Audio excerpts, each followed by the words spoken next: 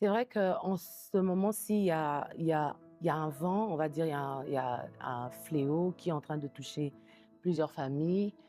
Il y a des gens qui se posent beaucoup de questions, ça vient d'où? Qu'est-ce qui se passe? Il y a des experts qui ont parlé de l'exposition aux écrans pour les enfants. Nous sommes dans des pays où les parents sont tellement busy. À un moment, quand les parents sont à la maison, ils veulent juste prendre un petit temps pour se reposer. Et Tablette. voilà, tablette, téléphone, écran et tout ce qui va avec.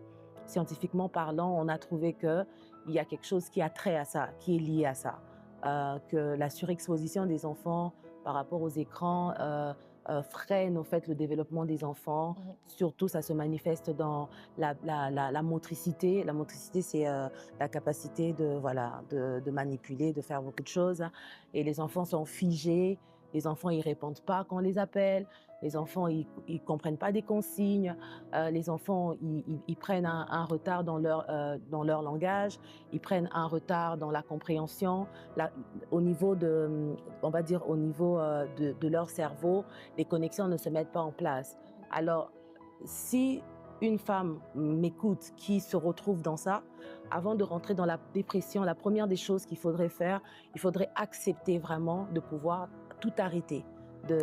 D'arrêter les écrans, d'arrêter de donner les tablettes aux enfants, d'arrêter le téléphone, même des jeux électroniques, vous voyez, des jeux où il y a des voix, hein, des monkeys qui parlent, des choses comme Exactement. ça, parce que les enfants, dès leur bas âge, ils reproduisent ce qu'ils voient les parents faire.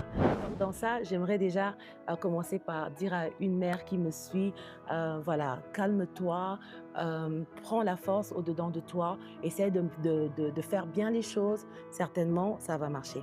Mais dans le cas où cela se fait accompagner Mmh. d'un esprit qui est dans la Bible, qui s'appelle esprit sourd-muet, Mmh. c'est dans Marc 9. Mmh. Dans Marc 9, vous allez voir, il y a un père qui a ramené son fils et qui dit à Jésus, les apôtres n'ont pas pu voilà, Délivrer. guérir, délivrer mon enfant et tout.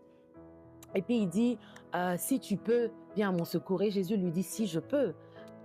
Et puis il dit, pardonne mon incrédulité. Vous voyez, dans Marc 9, quand une maman qui me suit, tu peux aller lire tout le livre de Marc 9. Tu vas voir dans le livre de Marc 9 les caractéristiques de cet enfant va beaucoup plus ça donne beaucoup plus comment dire, les caractéristiques du spectre du trouble de l'autisme. Ça donne beaucoup. En fait, ça ressemble à 100% à ce que nous voyons, par exemple, sur des enfants qui sont diagnostiqués Mmh. dans ce spectre, des enfants qui n'arrivent pas à interagir, des enfants qui deviennent raides, quand ils s'énervent, ils se jettent par terre, ils n'ont pas le sens du danger. Et la Bible parle de cet enfant où cet esprit l'emmenait dans le feu, Oui. cet esprit l'emmenait dans l'eau, cet esprit l'emmenait là où il y a le danger. Mmh. Vous allez avoir votre enfant qui a tendance à aller courir là où il y a les voitures, Mmh. qui a tendance, quand vous êtes à la plage, à aller courir dans l'eau, qui ne sait pas que c'est dangereux. Vous voyez, c'est mentionné dans la Bible. Je n'invente rien. Ouais. C'est dans Marc 9. Donc, quand vous tombez dans ça, vous allez voir que Jésus a le Père, quand le Père arrive, il dit, c'est un esprit muet, parce que l'enfant ne parlait pas. Mais quand Jésus va prier, il dit esprit sourd-muet. Donc, l'enfant n'entendait pas.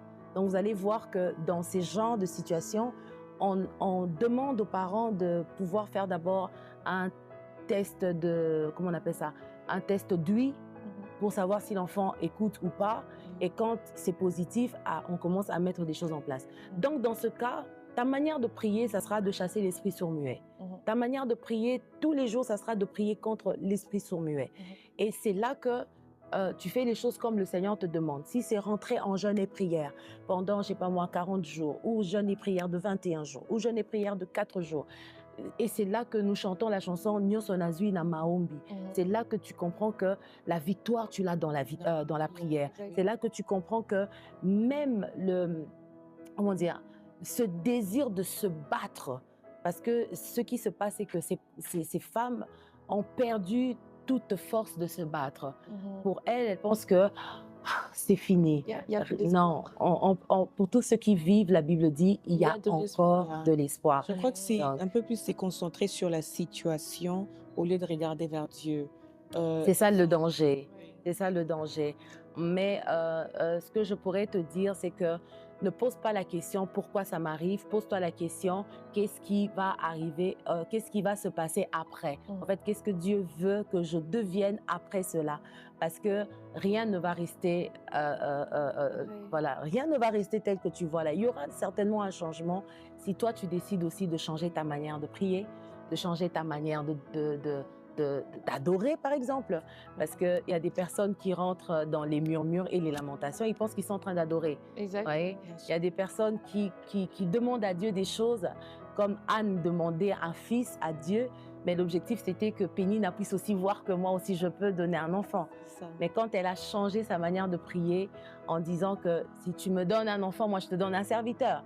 Donc Dieu a vu son intérêt et Dieu a exaucé cette prière.